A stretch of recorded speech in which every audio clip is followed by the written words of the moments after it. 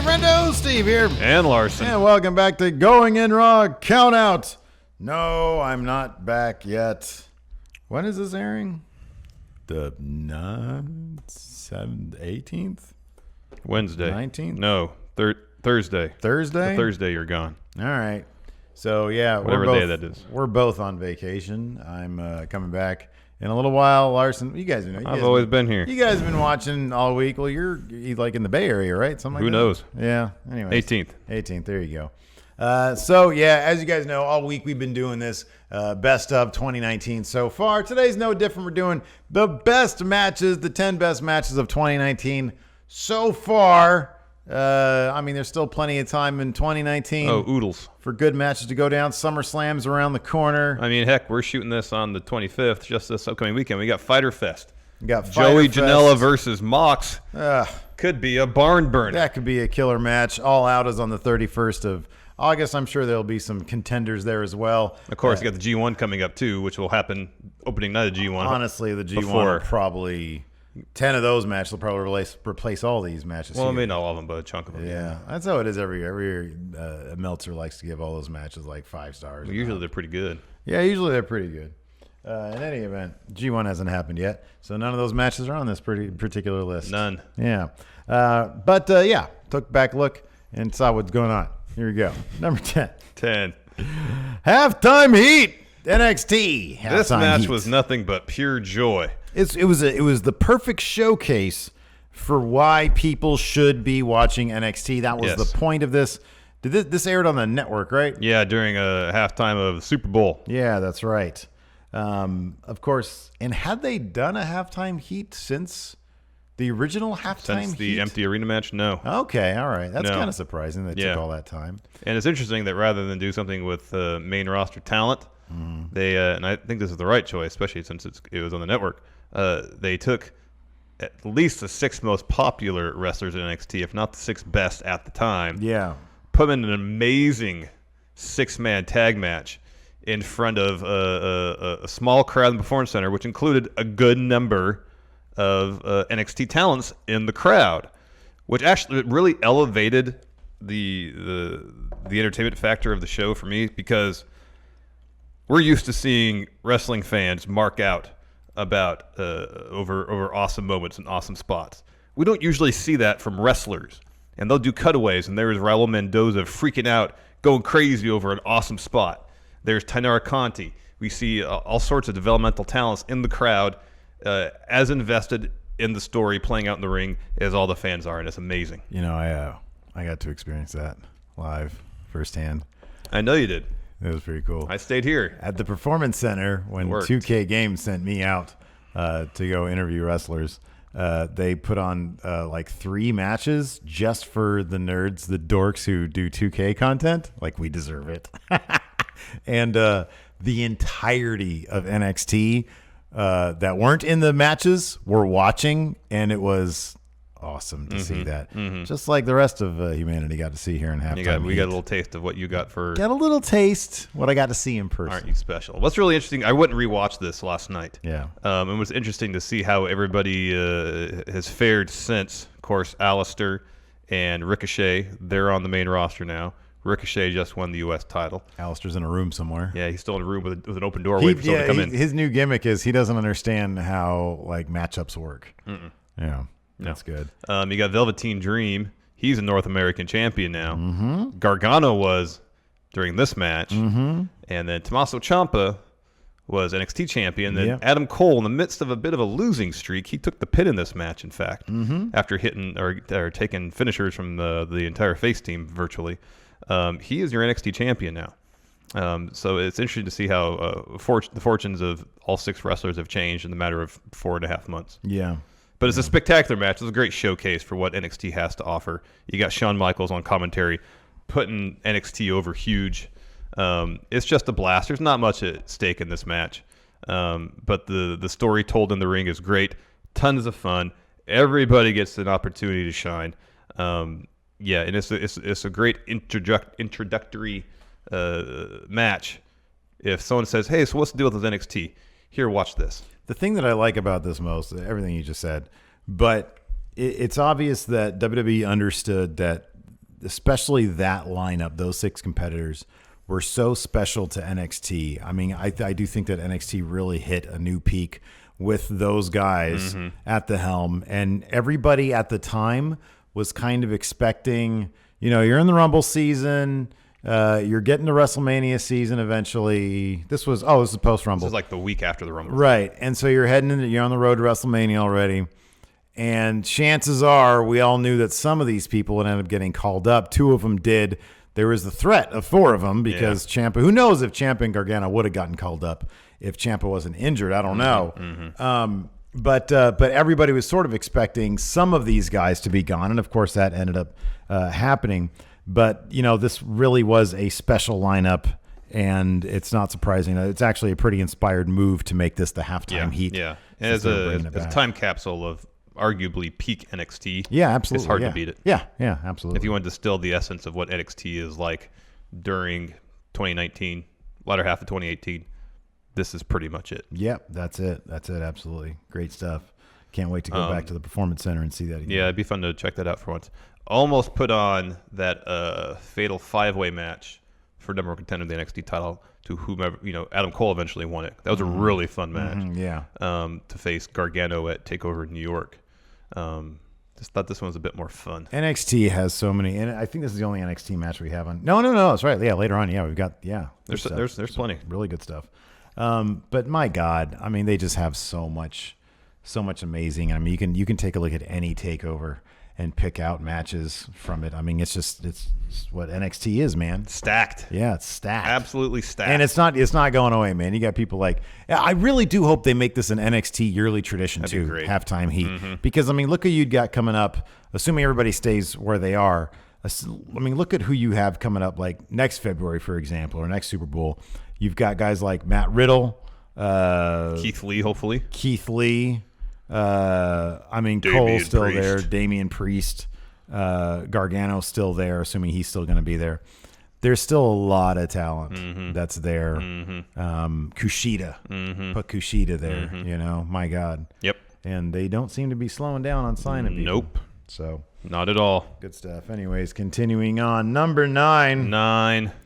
OKADA versus Jay White at MSG, the G1 Supercard. Main event for the IWGP Heavyweight title. Jay White had beat OKADA at the previous Wrestle Kingdom, and then at New Beginning defeated Hiroshi Tanahashi for the IWGP Heavyweight Championship. We had heard that was sort of he was sort of taking the Kenny role since Kenny Omega had left for All Elite Wrestling. Yeah. And Jay White seemingly was pushed to the main event maybe a year or two earlier than maybe he should have. Since he's debuted as Switchblade, he's seemingly week after week, month after month found a way to better embody that character.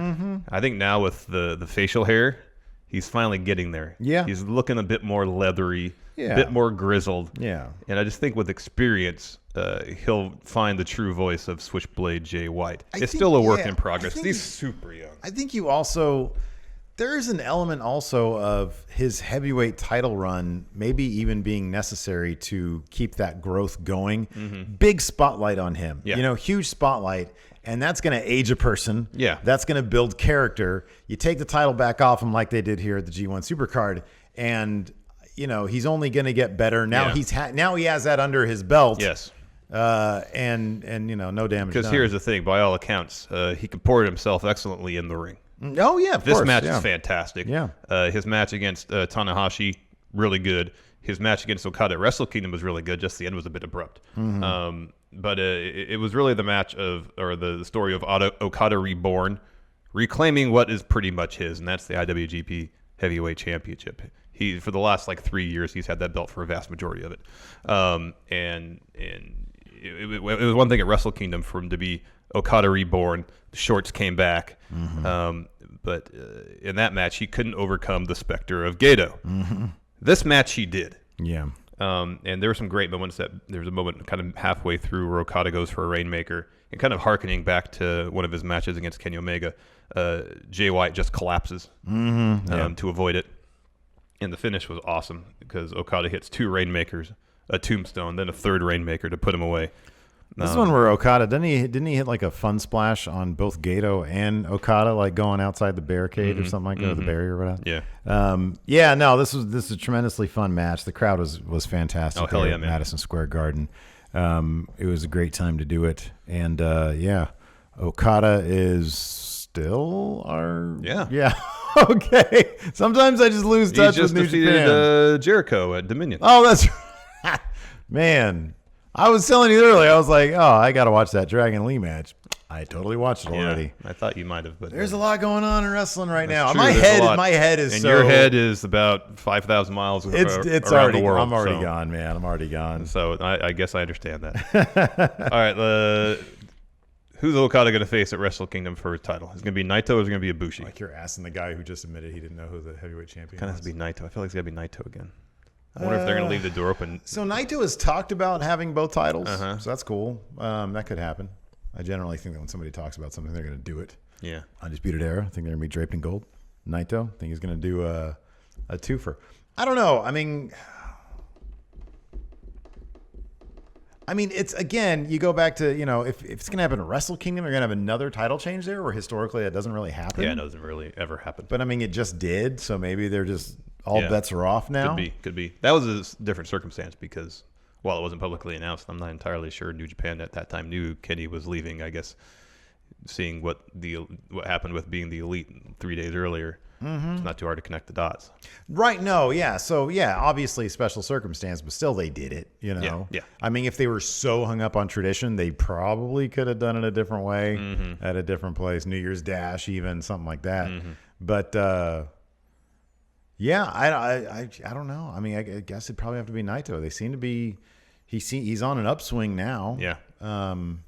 So yeah, maybe this is a true redemption tale after a couple of years of misery. Whoa. Yeah. Anyways, moving on. Number 8. Will Ospreay versus Dragon Lee for the IWGP Junior Heavyweight Championship. This is at Dominion. Oh man. I could have easily put at least 4 Will Ospreay matches on this list. What a mark. No, he's just had a really good run, especially the best of Super Juniors. So this match is on here, and obviously his match against Shingo Takagi is on here. I'm not going to tell you when. Spoiler alert, I'm not going to say where. I've really enjoyed Will's match against El Phantasmo because it was so different than any other Ospreay match I'd seen because it was more of a brawl. It was a brawl. Yeah. Will starts out just going after El Phantasmo. The story is that Will is going after some measure of retribution against LP. I think that's for beating him in the past. I'm not sure exactly.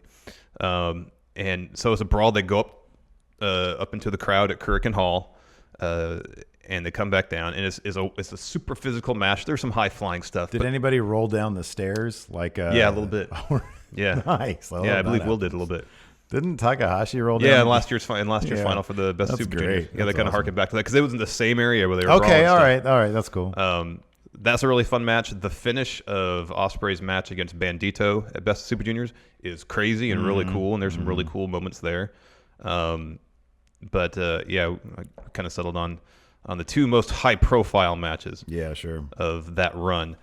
This being the second at Dominion for the title, and there's that spot where Dragon Lee lays out Ospreay with that suicide dive while Ospreay's kind of supported up on the barricade.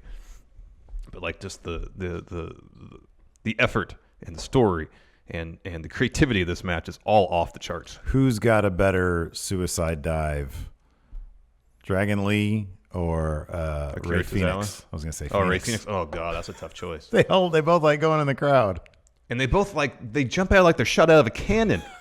I know. Who do you think could go further into the crowd? Here's the thing. I feel like Ray Phoenix might cause more damage. Yeah, sure. Because he doesn't just go head first. He goes through the ropes and does a half flip. Yeah. So he's kind of doing a flying senton. Yeah. So I think he could take more people out. Yeah. Where I haven't seen Dragon Lee do that. He just does a traditional suicide dive. Yeah. I'll give the edge to Ray Phoenix, but limited sample size. On top of that, Ray Phoenix has the benefit of knowing that he's doing it, and when he does it, to the degree that he can do it, it's in AAA, and nobody really cares if you take out a bunch of people, he took out, including the wife of the president of the company. Yeah. That's great. Ray Phoenix. We'll talk about Ray Phoenix more later on. Just tremendous. Yes, awesome. A lot of great spots. I'm not going to go through it all. But to see Ospreay go through the journey he did in Best of Super Juniors. Best Shingo, who at the time was undefeated in New Japan, and then to go and to claim the title for I think the third or fourth time. It's been a spectacular run for him. And there's something about this time that just seems more special. I mean, many people have made this comparison. They're saying he's going to be the guy that they're going to look to, and he's taken it upon himself to sort of fill the hole that Kenny Omega has left in terms of having a best bout machine run. Yeah. And he's even said, obviously he wants to be in the G1. He's going to be in the G1. And he wants to take on not just juniors, but he wants to take on heavyweights. Yeah. So and he's bulking up. And he's moved to Japan. He's moved to Japan, and he does seem to be transitioning in certain ways to a style that will prolong his career. Yeah. Because the way he was going a year or two ago, it was he was going to be done by the time he was 30. Yeah, it was going to be in terms of the breakdown of his body. I'd heard people speculating it could be like a Dynamite Kid situation where.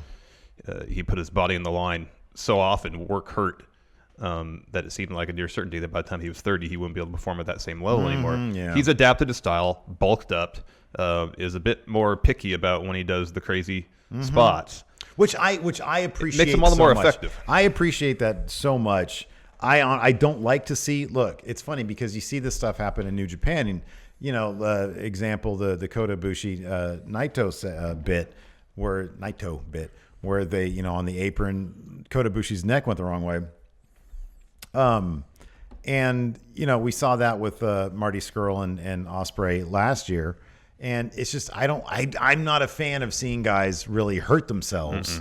I know this is wrestling and its physicality and for the drama they do certain things. But my thing is, if you can tell a great story in the ring, that's all I'm asking for. Yes. All the other, stuff is superfluous to that. I just want a really good story, and he seems to be really, really taking that aspect of things much more seriously now, as opposed to just relying on the flippy stuff. Yeah, doing all sorts of crazy spots and all sorts of super athletic. 'Cause he's still immensely athletic, and he's just found a better way to incorporate his immense athleticism into telling a good story. Yeah, definitely a special wrestler. Yes. While Steve here is still on vacation, business keeps going here on Going in Raw. So before we continue, here's a word from the sponsor of today's show, Lightstream. Are you tired of credit card bills with their astronomically high interest rates? Are you ready to pay off your credit card balance and start saving some money? If you are, then get yourself a credit card consolidation load from Lightstream and get a rate as low as 5.95% APR with autopay. You can get a loan from $5,000 all the way up to $10,000, all with no fees. The application process is super easy. You can actually do it right now on your phone, and you can get your money as soon as the day you apply. Right now, friendos can get a special interest rate discount by going to lightstream.com/GIR. That's lightstream.com/GIR. Loans are subject to credit approval. Rates include a 0.5% auto pay discount. Terms and conditions apply, and offers are subject to change without notice. Visit lightstream.com/GIR for more information.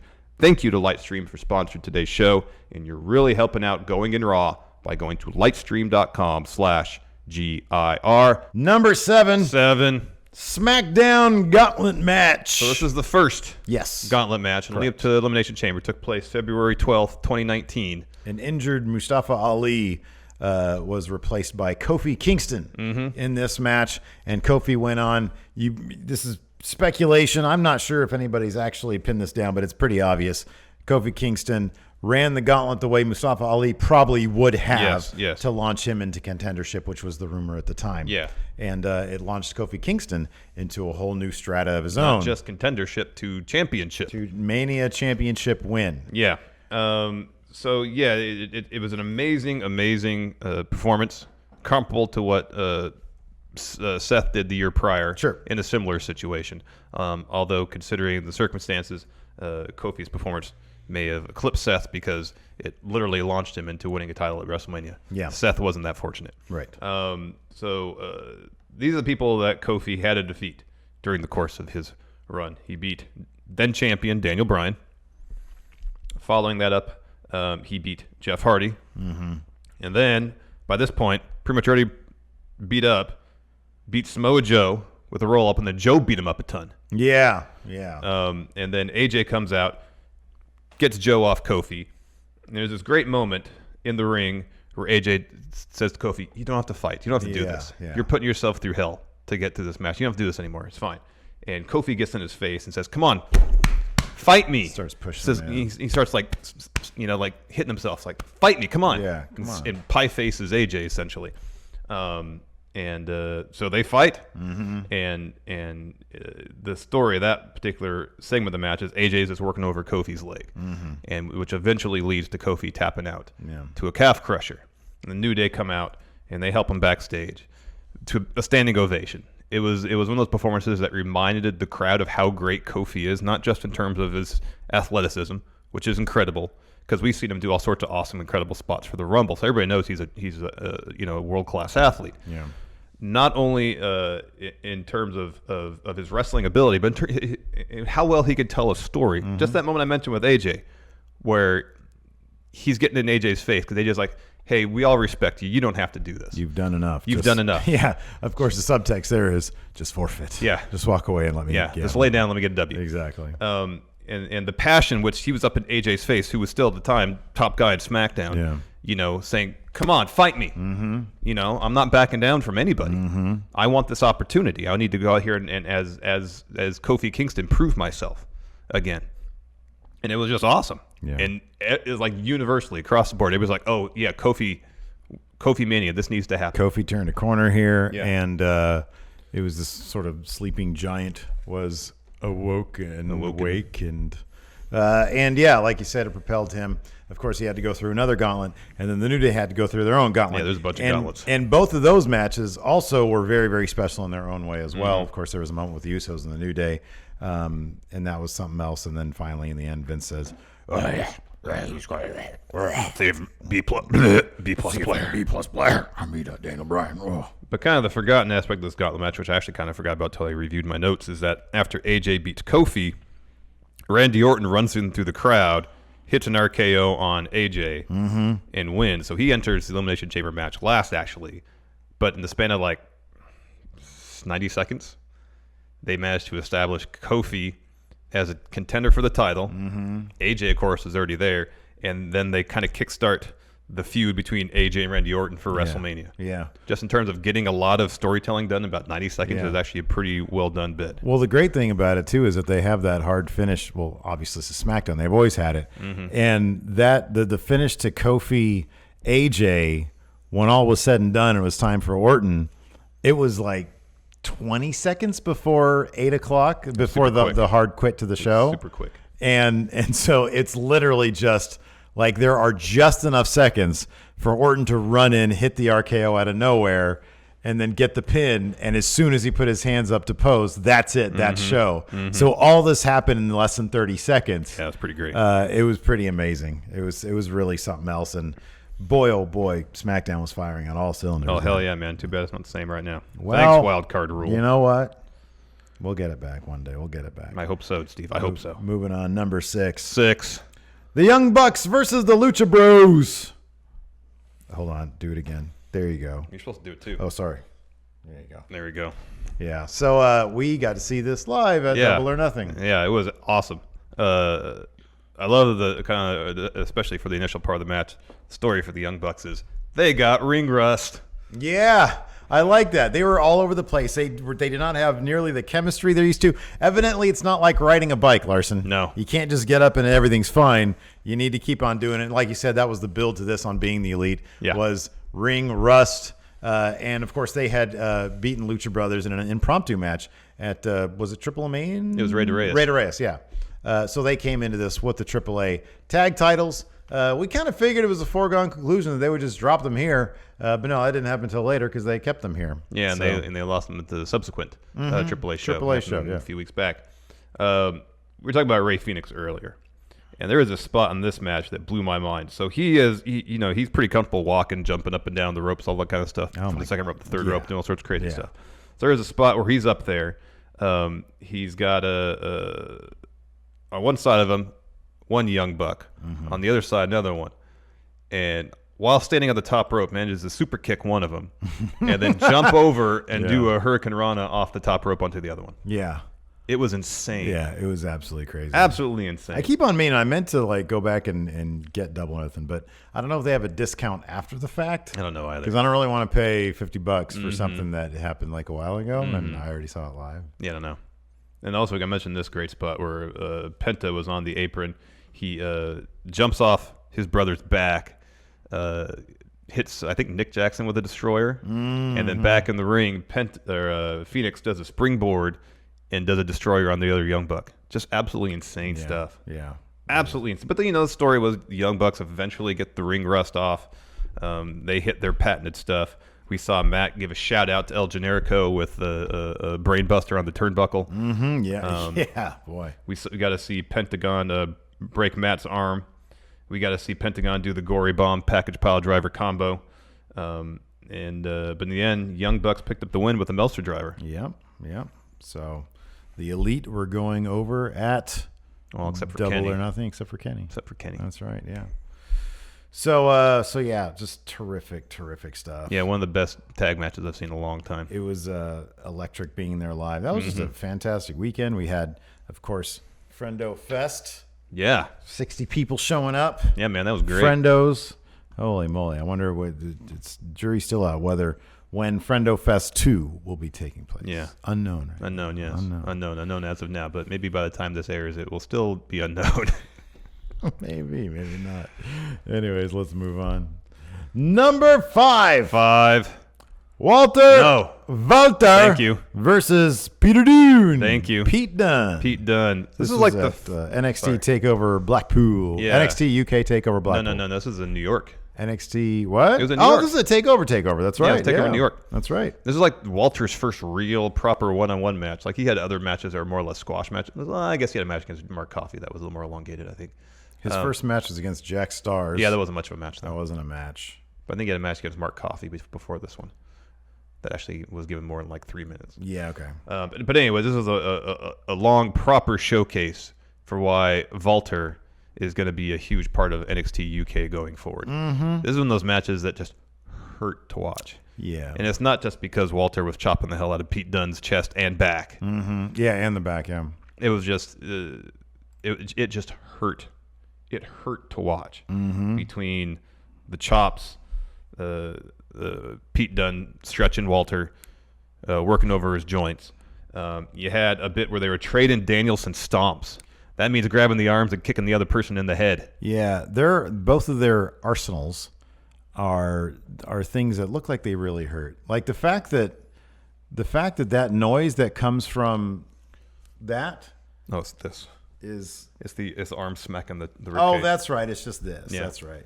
That still looks like it hurts though. I know. Like, I mean, I'm not sure how soft you can do this. Well, I think the key is you don't keep the wrists. This is the speculation. Rigid. If you keep the wrist rigid, then this going to do this. But you keep the wrist kind of loose. Yeah. And so you're just doing this. Yeah. Well, maintaining more or less the same position for the hands. Yeah.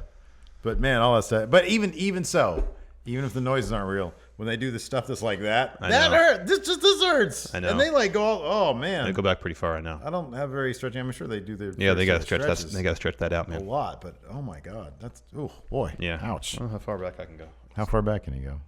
That's okay. Is that good? Oh wow, it's pretty good actually. Like that's okay. Oh, hurts a little bit. Looks like it hurts. But that's me doing it to myself. If someone else was doing it and not. So and you don't want to be a little, you don't want to be a little bee and be like, oh god, that hurts. It's like no, my finger. No. Right? Please, Peter Dunne, don't hurt me. Don't hurt me now. I don't want to do that. You don't be that. I don't want to do that. And then of course, obviously the Walter chops. Yeah. But yeah, it was all this match just really hurt. Yeah, it hurt. It hurt bad. And it had the right amount of clumsy to it. That made it feel like a real fight. Yeah. There were a ton of power bombs in it. Some top rope spots. Finished with Walter hitting a power bomb off the second rope to escape a triangle. I have zero bendability right here. Yeah. Like how yours flexible go back like that. Do yours again? Oh my god, hold on. That's impressive. Look, mine don't do anything. How flexible are you overall though? Look at me. Well, I mean, I'm not. I don't know. Yeah, no, not really. I've gotten a bit more flexible. I need to do more yoga. I need to do yoga. No, I found doing deadlifts will help you get your hamstrings loosened up and get them stronger. That's cool. I want to do yoga. Yeah, yoga's good for that too. But you should start doing deadlifts. Yeah. Don't do heavy weight, just do deadlifts. Yeah. I don't know. Maybe, man. Probably not. Anyways, continue with the match. Oh, yeah. So, the finish. Walter's on the top rope. Peter Dunne's up there, breaks the fingers, puts Walter in a triangle type deal. And then Walter uses his immense strength, picks up Peter Dunne, drops him with the powerbomb from the second rope, and then hits a huge splash off the top rope. Big, giant baby man splash. Yeah, for the win. Big German baby. Again, just felt like it hurt.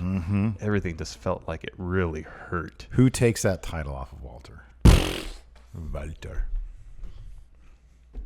I don't know. Marcel Bartel. I don't know. I'd like to say Jordan Devlin if they can recreate what happened at OTT, but I don't know if that's going to happen because I think Jordan Devlin. Didn't he just? No, Travis Banks won that. Yeah, he's got his match on it. I think you're right. I think that they have the blueprint for how to do it, and it's Jordan Devlin. Yeah, they might think it's going to be Ilya because apparently he and Ilya and Walter had a really good program in WXW. I don't see that. I would have to be so. I am in such a hole in terms of being convinced that Ilya is legit that I want to see him in a real match. Yeah. Well, he kind of had one with Joe Connors. Joe Connors is no Jack Stars yet. I know, but it feels like it. He's basically not a complete pushover, but he hasn't won a match in forever. But it was a match. But it wasn't terribly competitive. All right. So you're talking about you want to see Ilya versus like a Tyler Bate. Yes. Right. Or a Travis Banks. Yeah, or a Travis Banks. An upper mid-card face or heel. I don't know. I guess Ilya's kind of a face. I don't know, man. I think people connect. Give me Ilya versus Joe Coffey. Jordan Devlin. Yeah, that'd be good. Jordan Devlin is so ingrained in the hearts and minds of that scene. And he's amazing. Well, beyond the fact that he's amazing, he is so woven into the fabric as one of the most legitimate guys there. I think thanks in part to the OTT stuff. Yeah. They have that blueprint. That crowd would go absolutely maniacal for Jordan Devlin, and you do the thing where you don't have him start being cool with the crowd. Keep Jordan Devlin, but just, oh man. Tweener. He's so good. Tweener. He's so good. Yeah, Tweener, exactly. Yeah. And I have faith that UK will do it. Yeah. I don't know who. It's probably Triple H. I don't know who really runs that stuff. I don't know either. Well, it's Sid Scala. Oh, yeah, sorry. How can I doubt Sid? It's Sid Scala's the shadow government. Yeah. For what's his face? Johnny Saint. The puppet Johnny this Saint. New gimmick, Deep State Sid Scala. Deep State Sid Scala. That's a mouthful. Try to say that 10 times fast. Savvy Sid. Psycho Sid. Savvy Sid. Savvy Sid. Deep State Sid. Deep State Sid. That's good. All right, let's keep on going here. Oh, yeah, Walter won that match. Yeah. Number 4.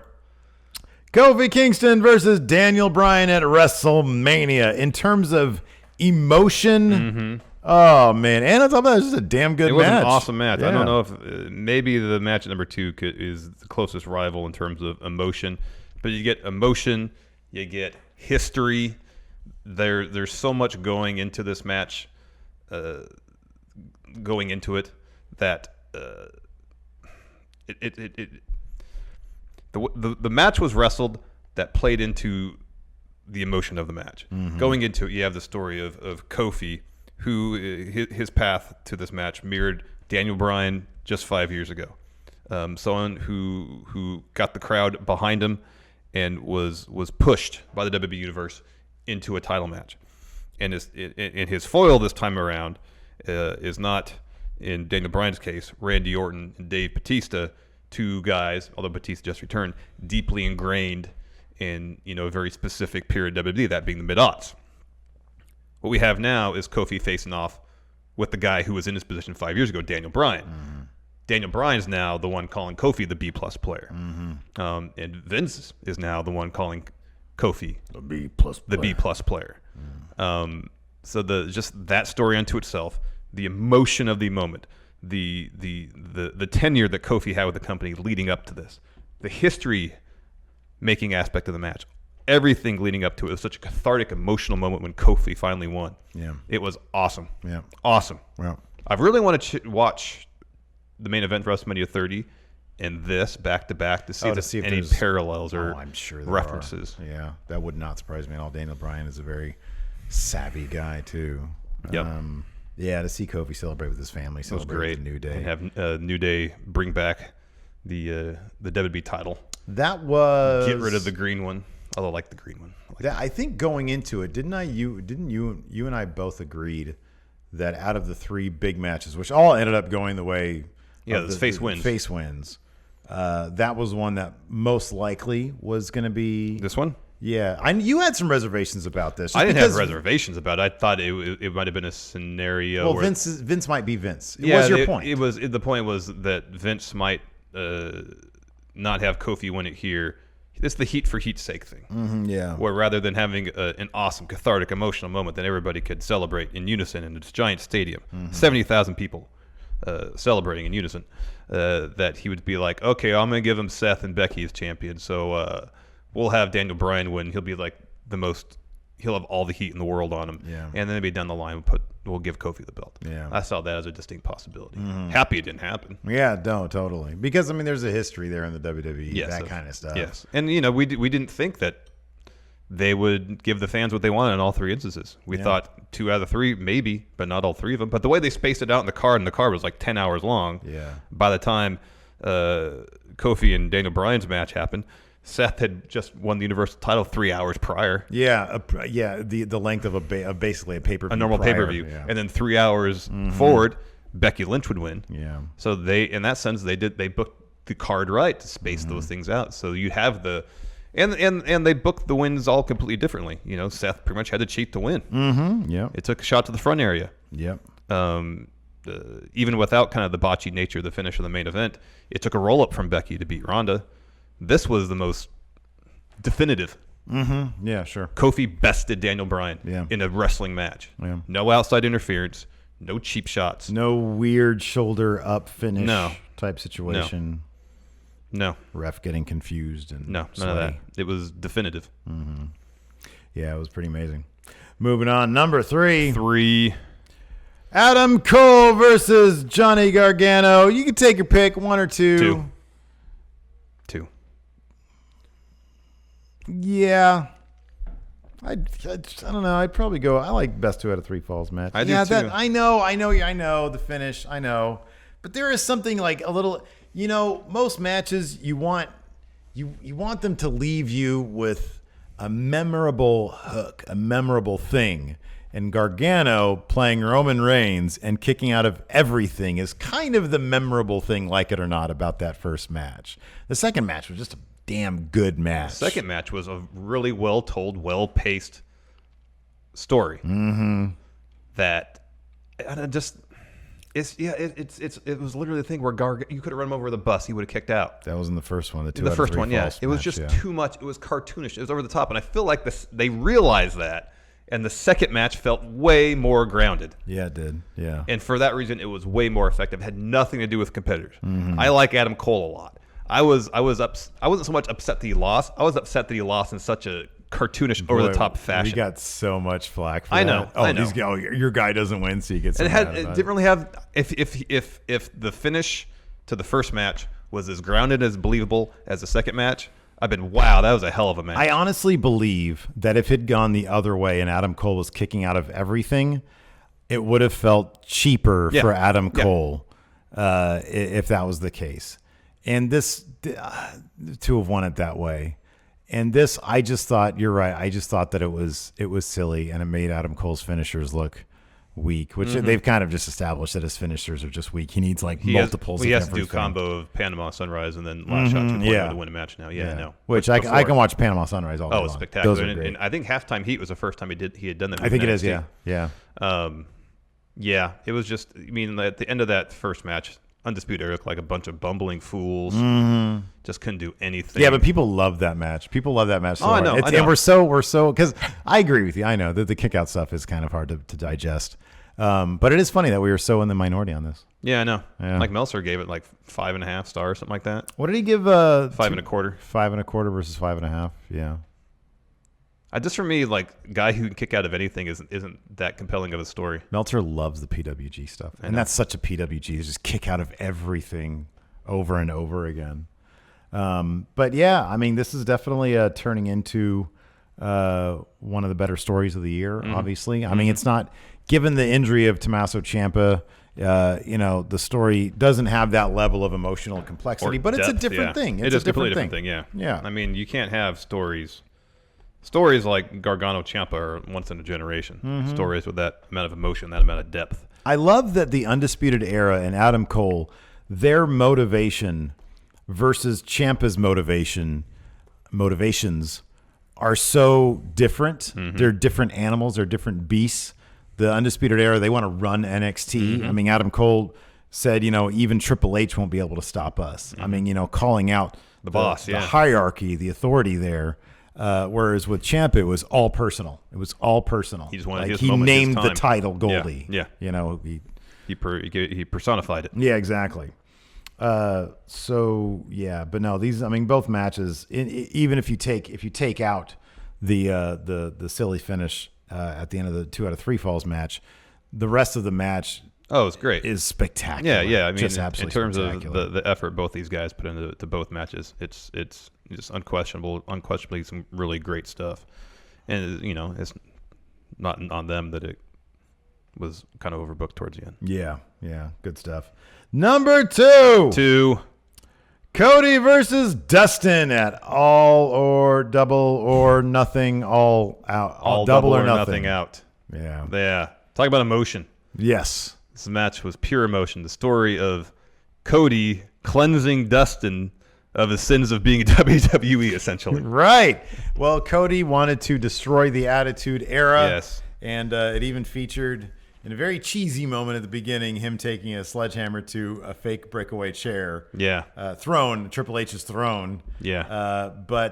And in fact, like the match, like stunned me with just how good the storytelling was.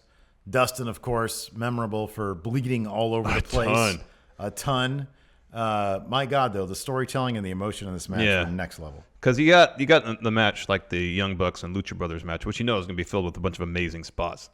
And the Cody and Dustin match, the high impact spots were kept to an absolute minimum to make them as impactful as possible in relation to the story being told. Yeah.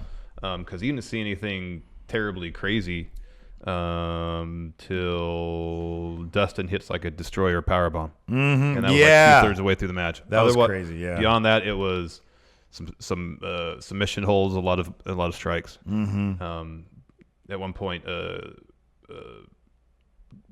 Dustin gets Cody set up in the corner for a front area kick. Cody takes off the turnbuckle cover and throws it towards Dustin. Dustin tosses the crowd, charges towards Cody. Cody gets off the rope, and Dustin hits head first into the exposed turnbuckle, and then he starts just bleeding everywhere. Everywhere. Yeah. And then Cody takes off his weight belt. Dustin gets it, pulls down Cody's pants and starts spanking him with it. Yeah. And then after that, that's when business really started picking up. We saw the aforementioned Destroyer Powerbomb. Dustin hits a superplex and a final cut for 2. Dustin goes for Crossroads. Cody hits a low blow. He hits Disaster Kick and Crossroads for a 2. Dustin hits another or final cut. He gets a 2, but then Cody hits a vertebreaker.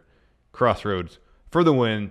But they really brought it home after the match. Cody grabs the mic and says, hey, I got a match coming up at Fight for the Fallen against the Young Bucks. I don't have anybody to fight with as a partner. But right now, I don't need a friend. I don't need a partner. I need my older brother. Yeah. But he said it in a way that was like echoed sort of Kirk at the end of Wrath of Khan. Yeah, Superman 2. Yeah. Through tears. Did you say Superman 2? Oh, oops. Star Trek 2. That's great. That'd be awesome if Kirk was in Superman 2. Would he be Superman or Zod, though? He'd be Kirk. Oh, just Kirk in there. He'd be a triple threat. Oh, gotcha. Zod, you are now human. I don't think anybody in the crowd expected this match to be what it was. I certainly didn't. I got up to go get some food. And I was watching it on the monitor, and there I was like, man, this is really shaping up to be a decent match. Yeah. And then I go back out there, and that's when business really started picking up, and the crowd was just like eating it up. And it was like, Nobody, like, people just sort of expect this to be like a WWE match. Yeah, it wasn't that. And it wasn't that at all. It was like an old school, I don't know, like late 70s, early 80s like you match. expected it to be that, but holy crap, the emotion. Like, in terms of the level of physicality of it, in terms of how the match was wrestled, especially the first half, it felt very much like that, but with an emphasis on storytelling that you see far more often Yeah, today. exactly, yeah. With other, it wasn't just the story of one man fighting another, but there was stuff going on, and it helped. They had those awesome video packages leading up to it. Man, that is another thing that, like, I really hope, and I mean, this was our first look at what All Elite could potentially look like on a weekly television basis, and the video packages were so good. so wonderfully done. I mean, there was some, throughout the show, there was some cheesiness, some goofiness, and there's a time and place for that, but man, they brought the drama when they had to, which is fortuitous for TNT. Yeah.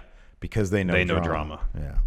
Anyways, let's do the best match now of the year so far. Number 1, you mentioned it earlier, Will Ospreay versus Shingo Takagi. Oh my gosh. Best of the Super Juniors finals. Oh gosh. Crazy. This match hurt to watch. But it was actually just, if you're watching on YouTube, it was like a couple of rams. It was a half hour of them on all fours. Jockeying for position, butting heads, yes. No. That's why I felt like it hurt. It did. This match did look like it hurt, man. Because Shingo works so damn stiff. Yeah. Even his worked punches, like he gets so in the corner and starts jabbing him. Gosh. I know. Look like they hurt. Well, yeah, man. So going into this, you had... He ain't no Shane McMahon. No. You had Shingo, who had been undefeated during his run in New Japan Pro Wrestling, had run the table in the tournament thus far. Right. You can start doing this, too. And what seemed basically... I know.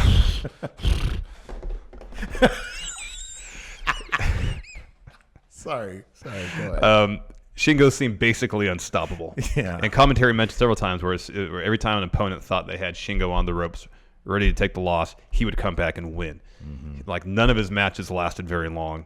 He just ran through the field. Yeah. Whereas Ospreay, he had to scratch and claw for every one of his wins, seemingly. Like, a lot of his matches went over 20 minutes. His match against LP was over 20 minutes. The match against Bandito was like 15 or 18. He had to really work for every one of his wins. And so you have Shingo, who seems unstoppable, against Ospreay, who had actually only lost 2 matches, one to LP, one to Robbie Eagles. So it wasn't like he stumbled into the final by any stretch of the imagination. On a collision course. And could Ospreay be the one to finally stop Shingo? The answer was yes. Yes, he did. And did it in spectacular fashion. Absolutely spectacular fashion. Yeah. Just the ebbs and flow and the storytelling of the match and all the near falls and all the ridiculous, crazy spots. This is like a 35-minute match. 35-minute match, I think it was. I want to say it was like almost 40. And it never let up. Yeah. Never let up. Yeah, I know. I couldn't stop. Like, I couldn't look at my phone at all. Yeah, it's just an absolute terrific match, and it really did. Like, after this match, everybody was talking about it, and you really got a sense, with this coupled, especially with the Dragon Lee match afterwards at Dominion, you got a sense that, oh man, Ospreay, you can always sort of tell when somebody's doing something that's special, and they're taking that next step. And this was the first bit of that. And on top of that, not just for Ospreay, but for Shingo, who unfortunately had a match against Kojima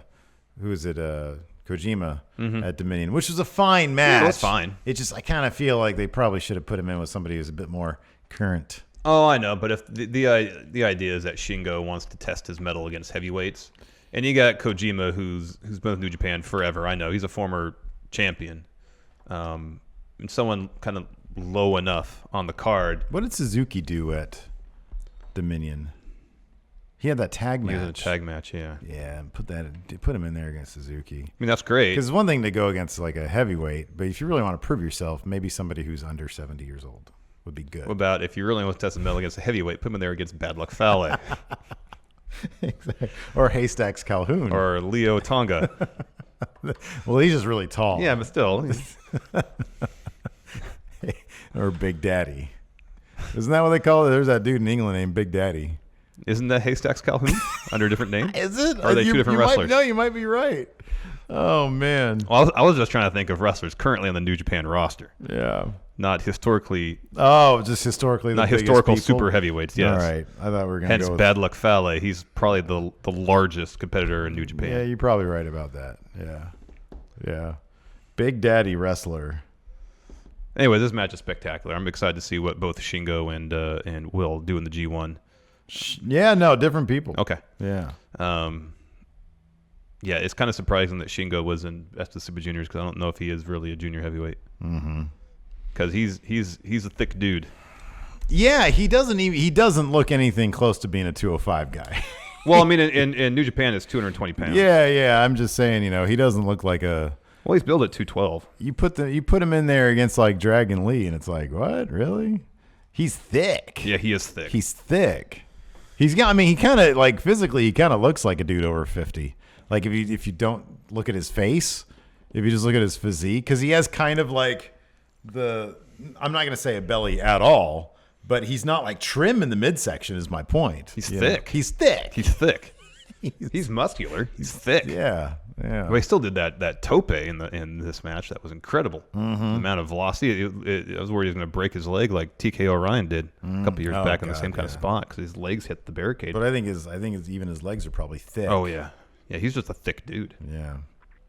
Anyways, awesome, incredible match. If you haven't checked it out, please do. Oh yeah, absolutely, man. If anybody out there hasn't checked out New Japan World, the streaming service, it's freaking fantastic. It is so good, and it's like the interface leaves a little bit to be desired. But when I needed to re-watch that Ospreay Dragon Lee match today, I just typed in their names and it came up. It was the first one to come up. You should have watched. Once you realized you'd seen that match, you should have watched Kota Ibushi against Shinsuke Nakamura Wrestle Kingdom 9.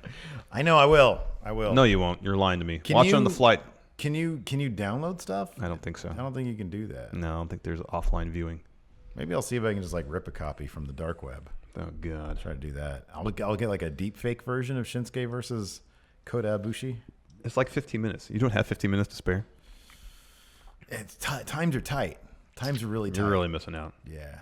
Anyways, I want to say thanks everybody for tuning in. We appreciate it. Yes. We'll be back in full force this coming Monday. Yes. I'm going to be so tired. You are. You're going to be jet lagged. That was a bad move on my part. I should have been like, I'm taking doing. Monday out. But I'm going to do it anyways. And thanks to Lightstream for sponsoring today's episode. Go to lightstream.com/GIR. Absolutely. And thanks for tuning in. Until next time, we'll talk to you later. Goodbye.